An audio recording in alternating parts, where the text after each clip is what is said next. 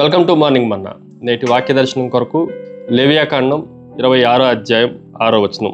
ఆ దేశంలో నేను మీకు క్షేమం కలగజేసేదను, మీరు పండుకున్నప్పుడు ఎవడను మిమ్మను భయపెట్టడు. ఆ దేశంలో దుష్టమృగములు లేకుండా చేసేదను, మీ దేశంలోనికి ఖడ్గము రాదు.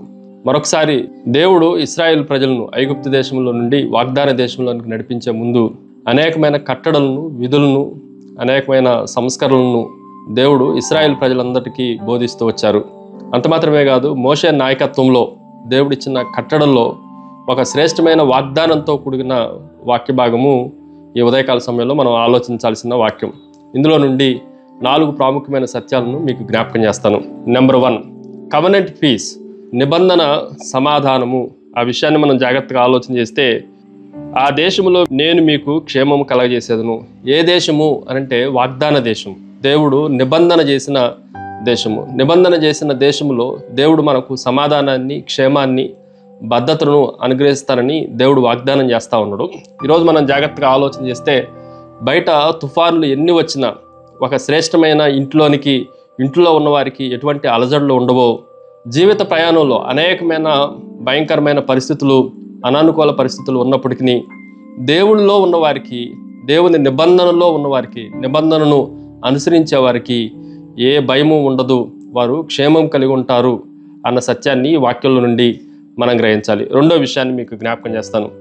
కంఫర్టెడ్ రెస్ట్, ప్రశాంతమైన విశ్రాంతిని కూడా మనం జాగ్రత్తగా ఆలోచన చేస్తే, 6వ వచనంలో మీరు పండుకునినప్పుడు ఎవడను మిమ్మను భయపెట్టడు.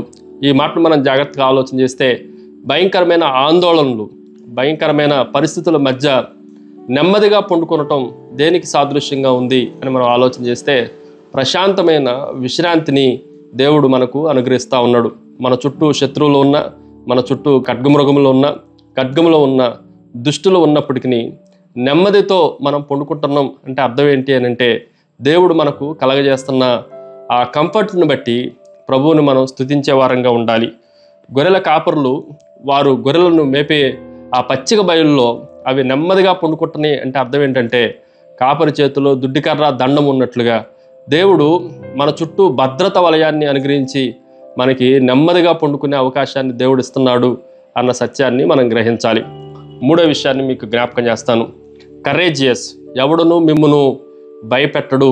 ఈ మాటను కూడా మనం జాగ్రత్తగా ఆలోచన చేస్తే, ఈ ధైర్యంతో మనం బ్రతకాలి. మన చుట్టూ ఉన్న పరిస్థితులను బట్టి మనం భయపడకూడదు. ఫెయిత్ ఎప్పుడు మనకి ఫియర్ని, భయాన్ని తీసుకొని రాకూడదు. దానికి బదులు మనలో కరేజియస్ని తీసుకొని రావాలి. అది మనకు ధైర్యాన్ని, అది మనకు శక్తిని, సామర్థ్యాన్ని అనుగ్రహించేదిగా ఉండాలి. అందుకే దేవుని వాగ్దానాల పైన మనకి ఎప్పుడూ నమ్మకం ఉండాలి. భయం సహజసిద్ధంగానే మన లోపల ఉన్న ప్రతిస్పందన బయటికి తెస్తుంది, కానీ విశ్వాసం అనేది మనలో ఉన్న ధైర్యాన్ని బయటికి తీసుకురావటానికి అవకాశం ఉంది. చివరిగా 4వది, క్లెన్సింగ్ ఫ్రమ్ ఈవిల్, చెడు నుండి శుద్ధి చేయటం. దుష్టమృగములు లేకుండా చేసేదను. ఈ దుష్టమృగములు దేనికి సాదృశ్యంగా ఉన్నాయంటే, భయంకరమైన సాతాను శక్తులకి, భయంకరమైన శోధనలకి, శ్రమలకు ఇవి సాదృశ్యంగా కనిపిస్తూ ఉన్నాయి. కొదమ సింహము లాంటివి ఉన్న, సింహము లాంటి దుష్టులు మన ఎదుటికి ఉన్న, వాటిని లేకుండా చేస్తాను అన్న దేవుని వాగ్దానము ఇశ్రాయేలు ప్రజలకు చెందినట్లుగా మనకు కూడా అది లభించునుగాక. ప్రార్థన. సకల ఆశీర్వాదములకు కారణభూతుడవు తండ్రి, మరొకసారి మమ్మల్ని నీ భద్రత చేత మమ్మల్ని భద్రపరిచినందుకే మిమ్మల్ని స్తుతిస్తూ ఆరాధిస్తూ యేసు నామమున అడిగి వేడుకొంచున్నాం తండ్రి. ఆమెన్. God bless you.